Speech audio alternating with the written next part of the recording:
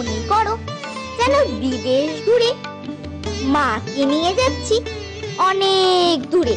তুমি যাচ্ছ পালকিতে মা চড়ে, দরজা দুটো একটুকু ফাঁক করে।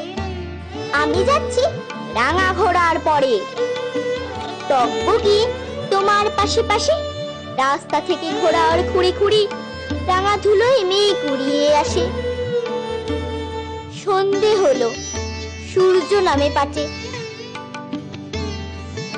এলেম যেন জোড়া দিঘিরে মাঠে, ধুধু করে যেদিকে পানে যায়, কোনোখানে জনমানব নাই। তুমি যেন আপন মনে তাই ভয় পেয়েছো, ভাবছো এলেম কোথা। আমি বলছি ভয় করো না মাগো, ওই দেখা যায় মরা নদীর সোতা। চোর কাটাতে মাঠে রয়েছে ঠেকে, মাঝখানেতে পথ গিয়েছে বেঁকে। গরু বাছুর নেই গো কোনোখানে, সন্ধে হতে গেছে গায়ের পানে। আমরা কোথায় যাচ্ছি কে তা জানে, অন্ধকারে দেখা যায় না ভালো। তুমি যেন বললে আমায় ডেকে, দিঘির ধারে ওই যে কিসের আলো।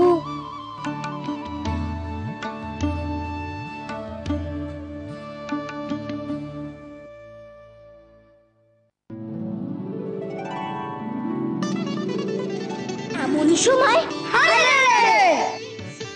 ওই যে কারা আসছে যাচ্ছে রে।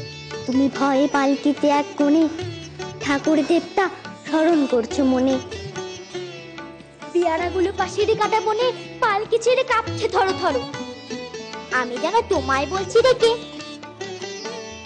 আমি আছি, ভয় কেন মা করো। হাতে লাঠি, মাথায় ঝাঁকড়া চুল, কানে তাদের খোঁজা জবার ফুল।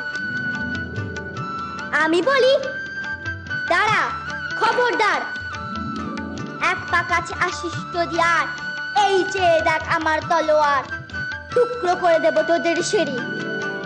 শুনে তারা লম্ফ দিয়ে উঠে চেঁচিয়ে উঠলো, হায়!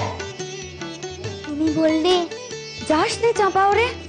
আমি বলি দেখো না চুপ করে। ছুটিয়ে ঘোড়া গেলে তাদের মাঝে, ঢাল তরোয়াল ঝনঝনিয়ে বাজে। কি ভয়ানক লড়াই হলো মাঝে, শুনে তোমার গায়ে দিবি কাটা। কত লোক যে পালিয়ে গেল ভয়ে, কত লোকের মাথা পড়লো কাটা। এত লোকের সঙ্গে লড়াই করে ভাবছো চাপা গেলই বুঝি মরে। আমি তখন রক্ত মেখে ঘেমে বলছি সে লড়াই গেছে থেমে। তুমি শুনে পালকি থেকে নেমে চুমু খেয়ে নিচ্ছ আমায় কোলে। বলছো ভাগ্যে চাপা সঙ্গে ছিল, কি দুর্দশায় হতো তা না হলে। বলি বাড়িতে এসব হচ্ছেটা কি? এটা বাড়ি না থিয়েটার? জানিছে যা। মেয়ে ছেলে তরোয়াল নিয়ে খেলছে, লজ্জা করে না? আমার অসভ্যের মতো কথা করছিস কেন? কি বলে না মেয়ে ছেলেকে মেয়ে ছেলে বলে না?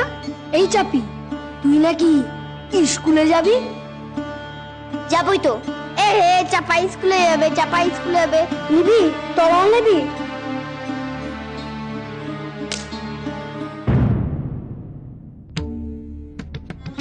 ভাঙলি কেন? বেশ করেছি বেরিয়েছি।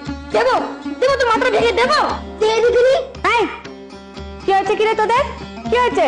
দেখো না সেজুকু, বঙ্কুটা শুধু শুধু চাপার তরোয়ালটা ভেঙে দিল।